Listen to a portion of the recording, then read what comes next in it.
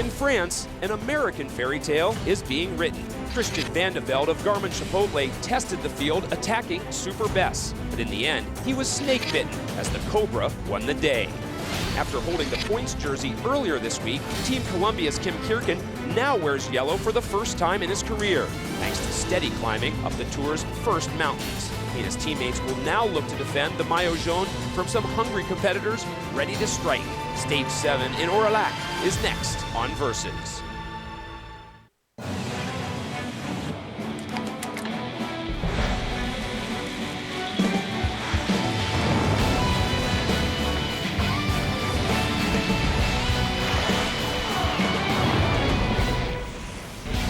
Today's stage is a short one, but the Puy-Marie is imposing enough that it's earned the respect of all the riders involved. And after today, we will be a third of the way through this year's Tour de France. Hello, everybody. Along with Bob Roll, I'm Craig Hummer. And yesterday, Bob, the riders got a chance to test their legs in the hills a little bit. Another solid day for the two American teams. Oh, most definitely. A great day out for the two American teams, Garmin-Chipotle and Team Columbia. They've been very aggressive so far in the Tour de France, and now they're starting to reap those rewards. We finished at Super Best. Let's look back now at the Stage 6 highlights. Pretty long climb to the finish on stage number 6. And Garmin-Chipotle's Christian Vandevelde lighting up the finale. He went with Leonardo Piepoli, and they tried to get to the finish line. This was a great move, but there was a big chase by the Caisse d'Epargne squad for Alejandro Valverde. They would close that gap. Ricardo Rico would make a move, but let's go to the Rollastrator. There was some drama. When you have one moment of inattention, this is what happens in the Tour de France. You could lose the yellow jersey. Kim Kierken starts his sprint up against the barriers. Michael Schumacher tries to go the other side of the road. Unfortunately, he overlapped wheels, and just in the blink of an eye, he went down on the pavement. Down goes Schumacher, but just ahead of him, Kim Kierken almost ran into Cadel Evans. And Denny Menchov also would have come down if Schumacher had fallen the other direction, so Menchov lucky to get through the melee there and have a clear shot at the finish line. The finish would be dominated by the Cobra, Ricardo Rico. Schumacher, however, would end up losing the jersey based on that fall. Here's the sprint to the line. Frank Schleck leading it out. The Cobra strikes. Valverde trying to go with him. Cadel Evans realizing the danger. Evans closing the gap to Valverde, but Ricardo Rico would not be denied. Your stage 6 podium, Ricardo Rico wins it ahead of Valverde and Evans. Another strong and solid effort by Evans. However, Kim Kierken would move into the lead in yellow, the first Luxembourger to do it in 50 years. And look at Cadel Evans, steady throughout the first week of the Tour. He's in second. Schumacher moves down to third. Great ride by Christian Vandevelde. Wow, top 4 for Christian. David Miller in 5th, Lofqvist 6th, Menchov 7th, Valverde, De Volder, and Oscar Pereiro rounding out the top 10. Some other notables, Carlos Sastre sits a minute and 34 seconds back. George Hincapie is now in 15th, and Will Frischkorn in the mix as well. Well, when the stage finished, Stefan Schumacher not happy at all about losing that yellow jersey. Explain the ruling on these mountaintop finishes. Well, on the flat stages of the Tour, in the last kilometer in the old days, if you had a mishap because of a crash then, it wouldn't be docked from your GC overall time. That has been extended to 3 kilometers so that the GC men don't have to worry about mixing it with the sprinters on the flat, fast stages. But that rule does not apply in the mountains, going a lot slower, a lot less miles per hour in the sprints on the top of the mountains. So that rule does not apply. I think it was fairly applied to Stefan Schumacher. It was his fault that he fell down, and he loses the time. A number of hills again today in the Massif Central. Foremost, of course, about 50 kilometers from the finish is the big obstacle of the day, the Puy-Marie. But when we come back, our 2 English cohorts join us, and we set up the day. The 2008 Tour de France pre-race on Versus is presented by Saab and the legendary 9.3 Turbo. Saab, born from jets. For the perfect balance of fuel efficiency and performance, we take energy from exhaust and recycle it. For the perfect balance of fuel efficiency and performance, we take energy from exhaust and recycle it. For the perfect balance of fuel efficiency and performance, we take energy from exhaust and recycle it. Turning repetition into joy. The efficient performance of the Saab Turbo.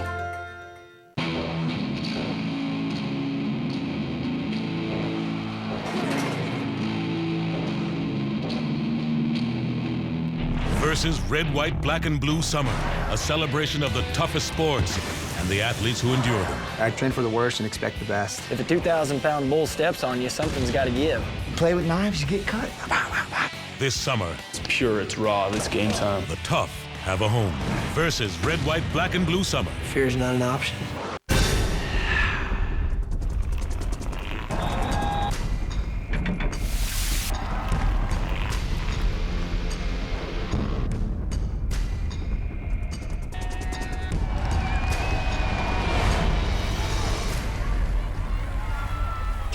Quite the shakeup in terms of the jerseys yesterday after stage 6. Kim Kierken in yellow and in green. Thomas Lokvist, the only man to keep his jersey. He stays in white. And Sylvain Chavanel has now moved into the polka dots.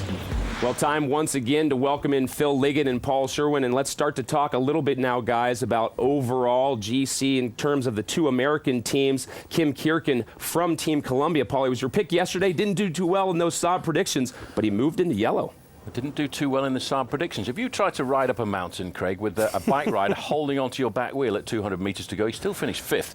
And in fact, I spoke to the judges of our Saab pre-race predictions, and they said, we're going to give Mr. Sherwen an extra 4 points because he might not have finished in the first 4 places, but he did take the overall lead. Now, but seriously, I have to say, I think what was impressive about Kim Kierken is he's ridden solidly since the start. He's had a couple of second places, and it just keeps going on, doesn't it, with Team Columbia, because they've had a great start to the season.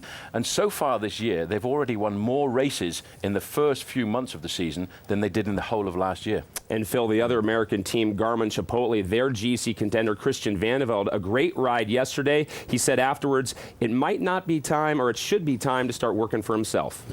Well, indeed, and you know, in fact, he's always been the team leader of the Garmin team. There's no doubt about that, and yesterday he proved why. He made a good move. The idea was to soften up the field in the hope that Davy Miller would have come from the back and probably taken over the race lead.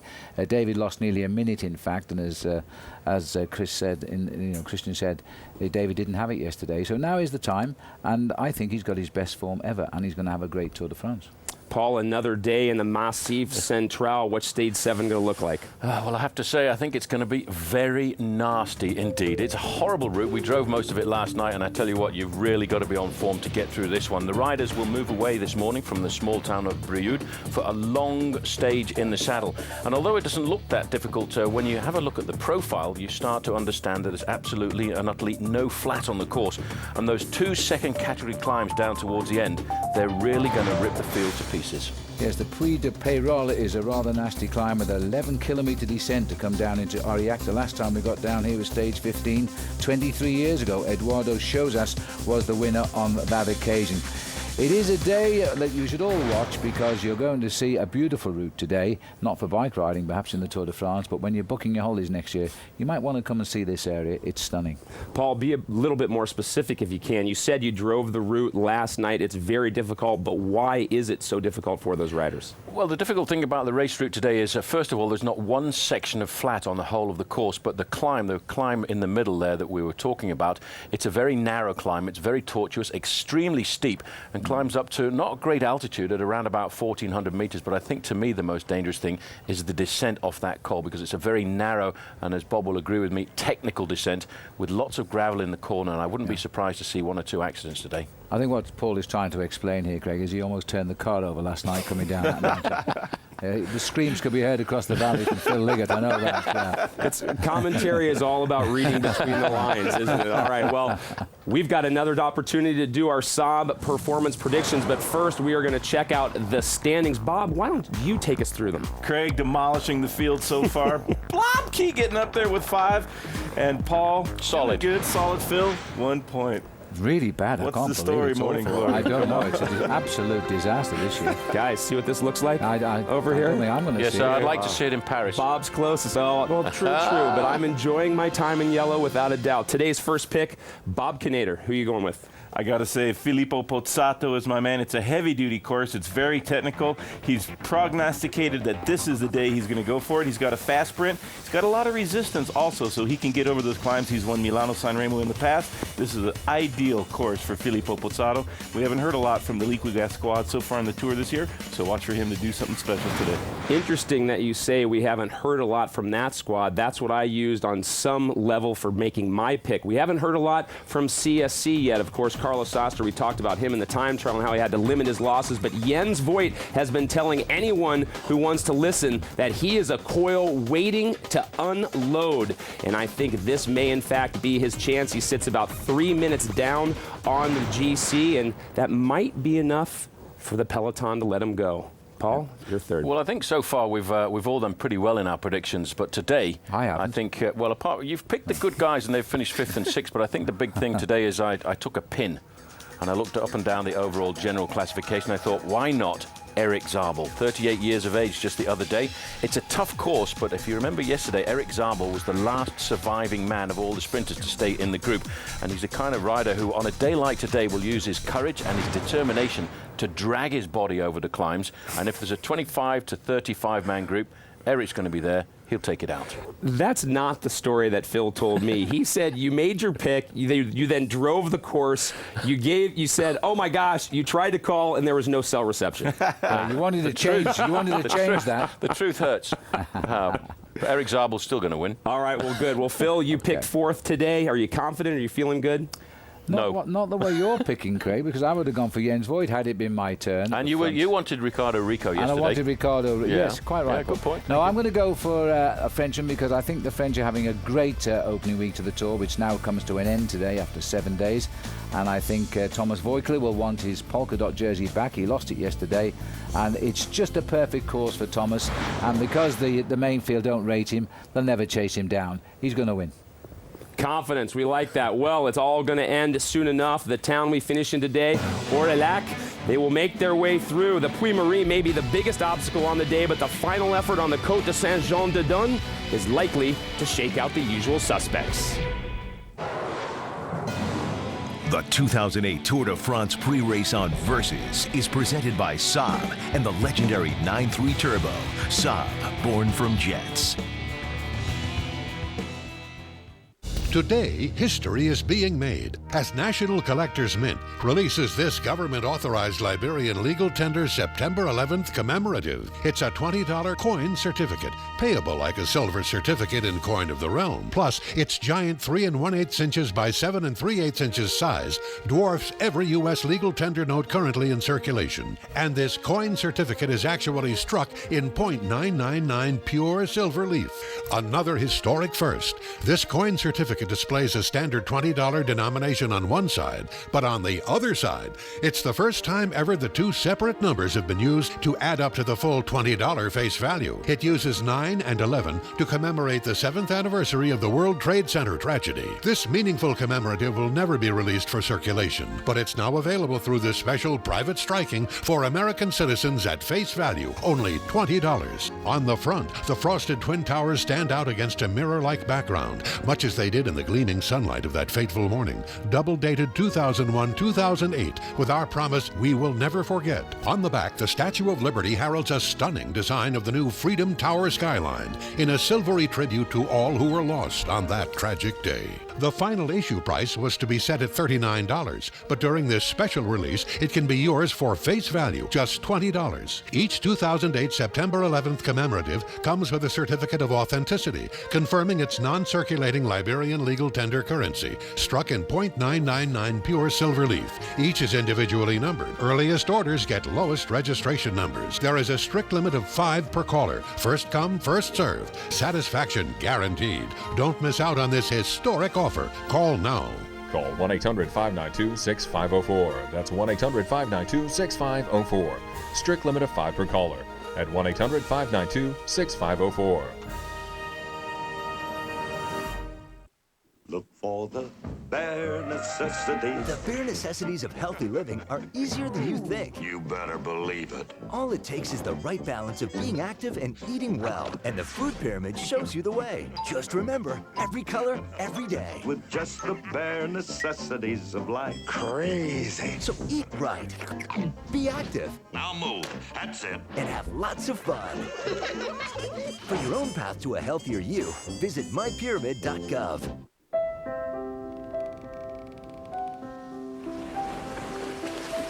Every parent knows the feeling. You look away, and your child is gone. Imagine if he or she were actually abducted. Sign up at wirelessamberAlerts.org to get free Amber Alert text messages on your cell phone. If you did help an abducted child get home, just imagine what his parents would be feeling. Wireless Amber Alerts. A child is calling for help. Yesterday, the first climbs of the 2008 Tour de France took their toll on the peloton. But while some struggled, the race favourite stayed strong on the ascent, with Italian Riccardo Rico claiming the day's final prize. Now another stage of steep climbs and harrowing descents awaits the bunch. Contender Kim Kirken made an impressive claim to the yellow jersey for his American team Columbia. But with vast opportunities in today's mountains, the contenders will be raring to pounce. Join us for the mountainous journey through the Massif Central, Stage 7 of the 2008 Tour de France, up next on Versus.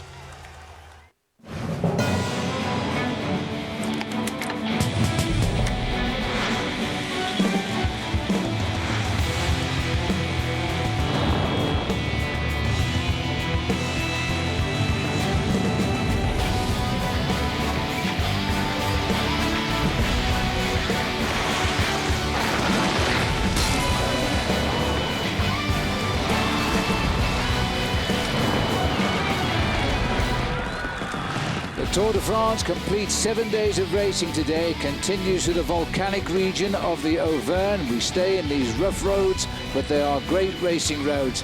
The sky is blue at the start today, but there are big storms threatened. Everybody, it seems, wants to learn to ride a bike and wear a yellow jersey right here in France.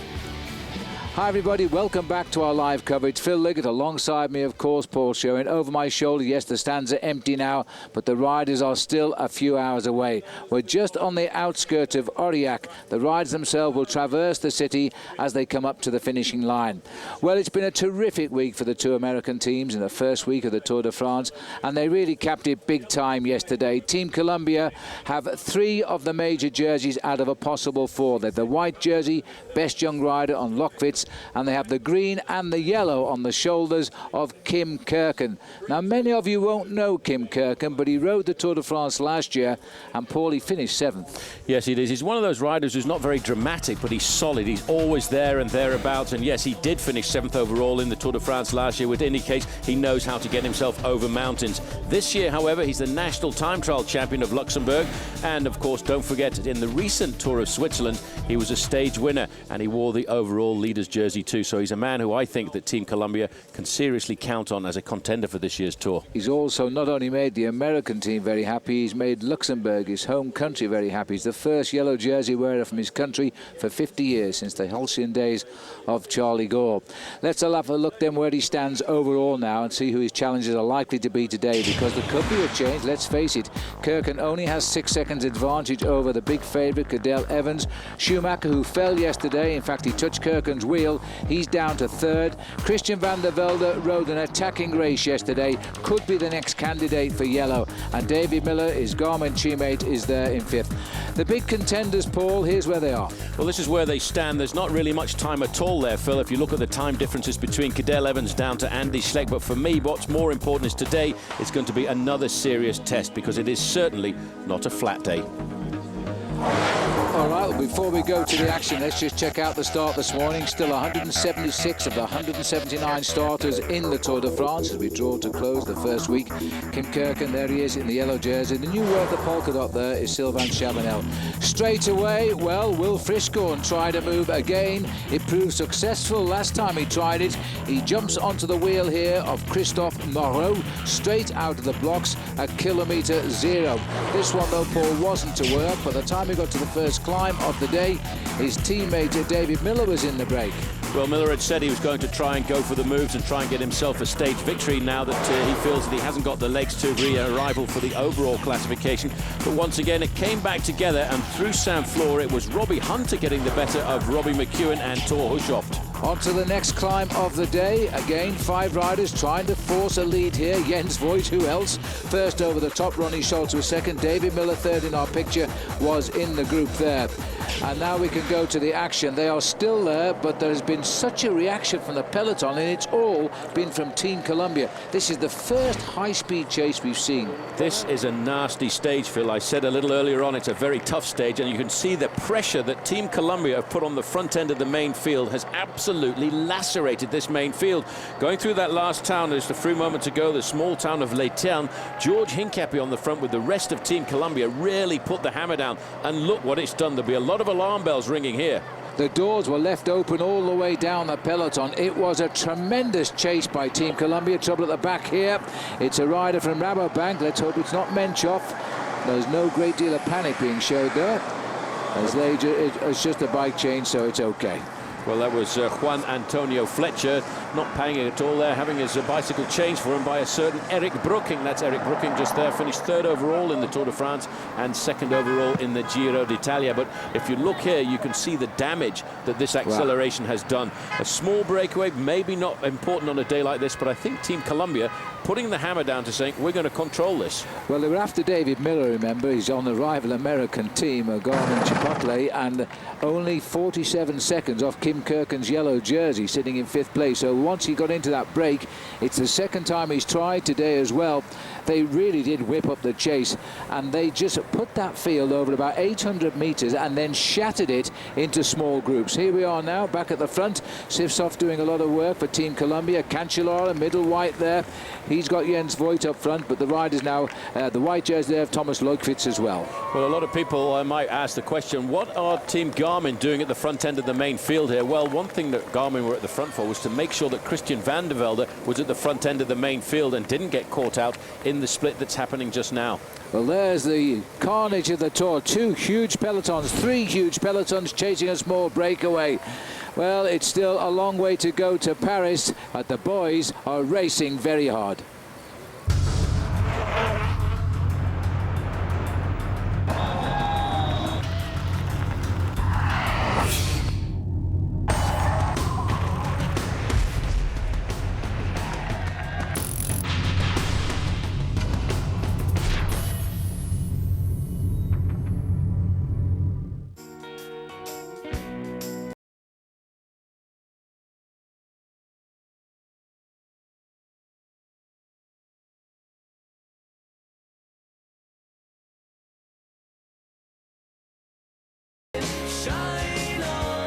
So should your beer.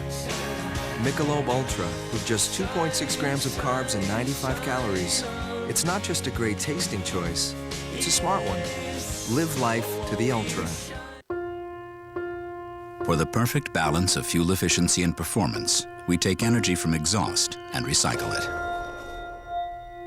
For the perfect balance of fuel efficiency and performance, we take energy from exhaust and recycle it. For the perfect balance of fuel efficiency and performance, we take energy from exhaust and recycle it, turning repetition into joy, the efficient performance of the Saab Turbo.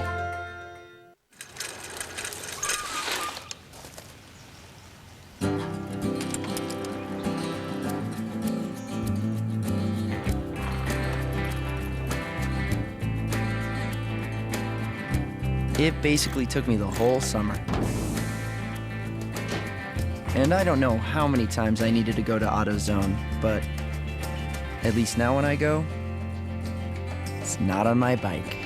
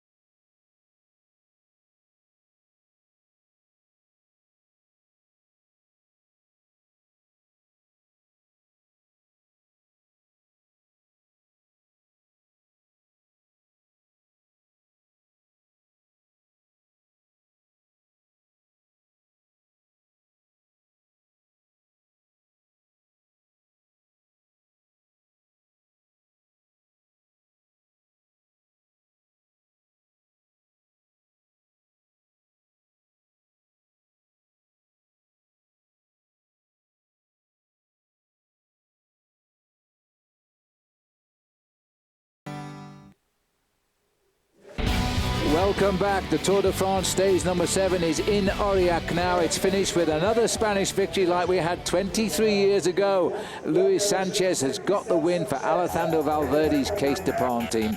It was a super win. It was the way he won that made it great. It was emphatic. This man is a young rider, just 24 years of age, who for a number of years I've been waiting to see do something great, and that was a great win this afternoon. He was in the breakaway for nearly all of the stage. He sat in the breakaway because he was defending the overall chances of his teammate Alejandro Valverde, and when he had his own chance down towards the end, he got himself 10 seconds advantage and he never looked back. All right, well, there's kisses all round from the Italian boys. Valverde's in the middle of it too. 2 wins now. He's the one with the bandages on, by the way, but that's what happens to win a stage. Let's have a look at the results. Luis Sanchez gets his first ever Tour de France stage win, a 3rd attempt at this race, and Stefan Schumacher rode brilliantly. The camera says he pipped Pozzato and Kirken. That must have been extremely close. Valverde in 5th place. Further down, Oscar Pereira getting 6th. Samuel Santos for Euskaltel is 7th. Joufre hung on well for 8th, and look at that. Christian van der Velde is really with it this year. 9th for Garmin Chipotle and 10th place there for Andy Schleck. That's a super ride by Christian. Juan Jose Cobo, Cadel Evans keeps in the same time. He's home safely in 12th. Rico, yesterday's winner, 13th. And Denny Menchov definitely in the group because he got 15th across the line there. It's time that counts in the Tour de France, and they've all been given the same 6-second gap. But I have to say that when I call that sprint there for the yellow jersey race for 2nd place, I'm amazed he finished 3rd of 3. Well, he just slowed down a fraction down towards the end, but I have to say what an amazing day of racing, because at 90 kilometers to go, I cannot believe how much effort those guys were putting into splitting the race.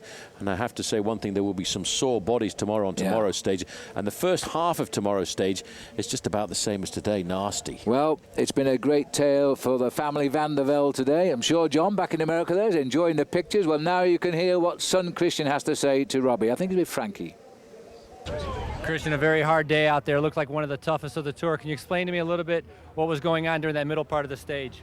Middle part, it wasn't that bad. It was mostly CSC and a couple of teams working together, trying to keep the gap open. But yeah, we had 45 seconds, and we had Cunego and a bunch of the GC guys way behind.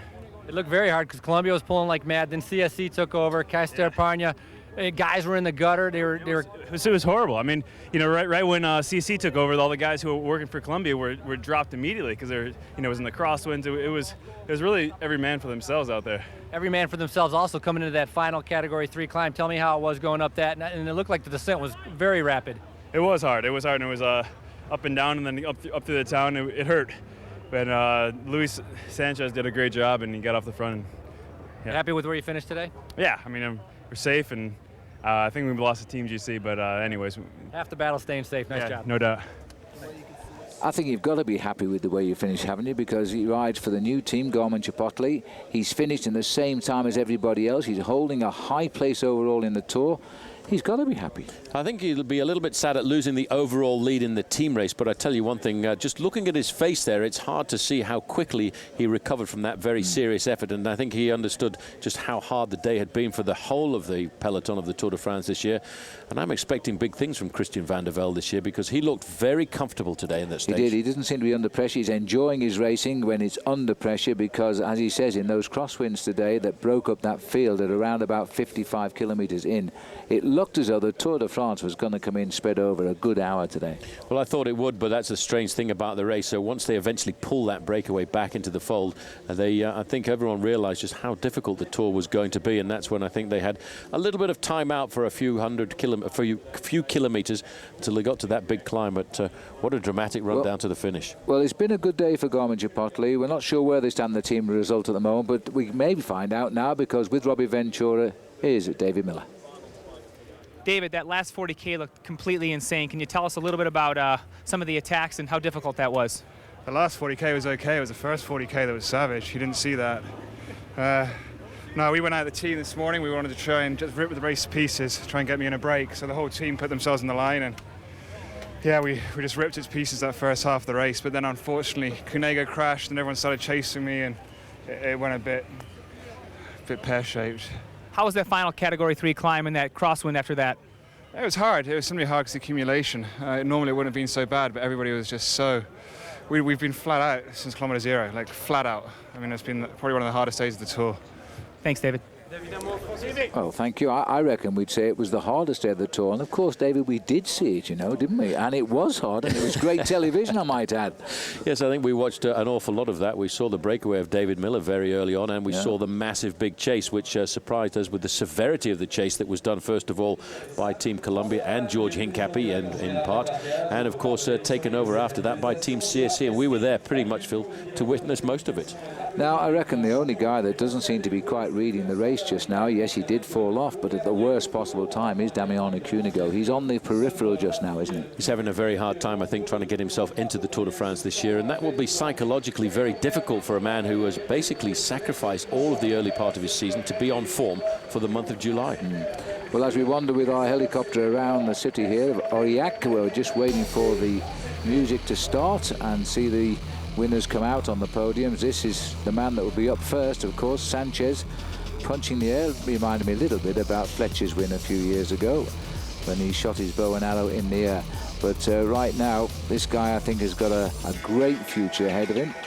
A little champagne perhaps drank at the table tonight, not a lot, because in 2 days' time, the Spanish will be on their ground, the Pyrenees, which borders Spain with France, and we're going up the Col de Peyresourde and the Col d'Aspin, and these boys will want to be in the action. They certainly will want to be in the action, because the foundations of victory could be laid over the weekend, and especially on Monday as well, when the race goes up to the summit of Haut-de-Cam, and there finally is the music. Right, we can hear the music. Can we find the podium now? We've spent so much time looking at flags around the town here. That's what we want to see, because the man who'll be first out, as I say, is Luis Leon Sanchez. Second stage victory for the Castepin team. And I think this will be feeling a very satisfying victory, because it was a very, very hard day today. I think David Miller said it right. It was the hardest stage so far in the Tour de France. That's what it's like to hold all of the stars off when you have to ride the last kilometre in a dead straight line, knowing they are coming at you, and can you get to the line before they do?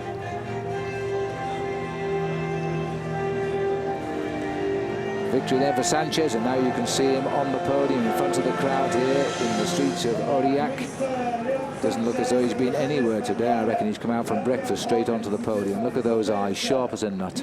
Yep, he is a great man to have on the team, and I have to say, if we have to look down at teams that are proving to be the strongest so far, Case d'Epargne and Team Columbia seem to me to be the most solid teams, and if it goes down to who wins the Tour de France, well, you have to have a solid team around you, and these two teams certainly are, and this man, I think, has got a great future ahead of him. I guess in that respect, it does confirm both King Kirken's and Cadel Evans's worst theories here, that this team is a great team, and that might be the secret of success in Paris. Who knows? Bernard Hinault and all the dignitaries here. There's the result of the stage, 3 hours 52, a very, very quick stage today for 100 miles of racing through the mountains. Schumacher is back. Well done, Stefan, because he took some knocks yesterday when he fell. He got second today on the stage. Kim Kirken was right there as well, of course, and Joseph Joufre hung on despite being caught in the break to an 8th place finish. And Christian van der Velde, magnificent as far as I'm concerned. He is really enjoying the first week of the Tour de France. He finished 9th on the stage. He holds a high place up overall, 4th, I believe. Well, Denny Menchov also being very attentive and very silent, the silent killer. He'll be waiting to make a move, I think, when we get up into the mountains. Frank Schleck was in there as well in 16th place.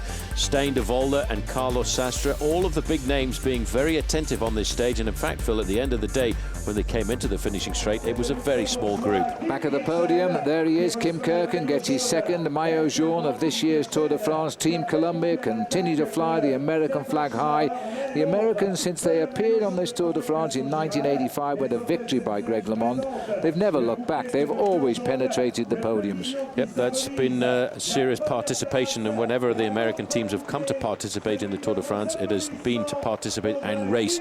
And this squad that's been put together now, Team Columbia, have really put their mark on the stage this afternoon, because they did a lot of work, and they resembled, to me, just looking out and seeing George Hincapie, they look like Team Discovery Channel. All right, well, the Michelob Ultra overall standings, Kirken stays on top. No time changes, really, just those few seconds. It's nothing in a Tour de France, of course, and Kim Kirken will be first to tell you that. Miller's hung on to 7th place, so he must have been up in that group. I just didn't see him coming in, which means that Garmin Chipotle might well keep their team lead overall. I hope they do. Looking at the map now as we continue our journey south to the Pyrenees, Figeac is where we start. Toulouse is where we finish tomorrow. It is still a hilly road tomorrow, but maybe the sprinters will come off the mountains a little bit better than today, because as you see by the route there, it's all downhill towards the finish. It's still a long way though, and a couple of early sharp climbs to set the trend. Be with us tomorrow, live coverage as usual, tomorrow morning 8:30 a.m. Eastern Time for that 107-mile stage number 8. Enhanced prime time coverage with Bob and Craig, both tonight, of course, and tomorrow night, and every night. That's 8 p.m. Eastern Time and 9 p.m. on the Pacific coast there. That was where it was supposed to be decided today, Paul, on the top of the Puy-Marie, but I guess at the end of the day it was in the streets of Aurillac. Well, it was a dramatic run down towards the finish, and I'm sure it'll be the same tomorrow. Maybe a day for the sprinters as we then look to see the Pyrenees on the horizon. The pretty pictures of the Tour de France. All our schedules will be revealed if you come to our website at www.versid.com. Come and play our games. There's extra interviews, extra video. It's all there for you to enjoy. The Tour de France completes its first week now in central France, and there is still no indication as to who will win this race in Paris in 2 weeks' time. For everybody here at Versid, we'll see you all tomorrow for another day on the Route du Tour.